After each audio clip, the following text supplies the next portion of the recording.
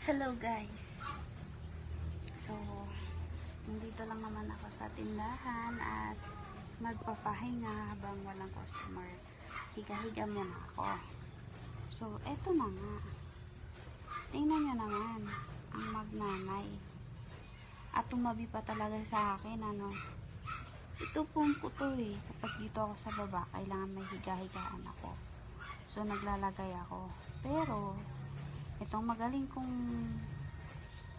alaga, dalawa pa talaga sila, nag-recruit pa ng isa. Sa susunod siguro yan, mga 5 na. Lahat na sila nandito na. Bakit ka nakatingin? Ha? Nakatingin siya sa akin. Bakit? May gusto kang sabihin? May galit ka?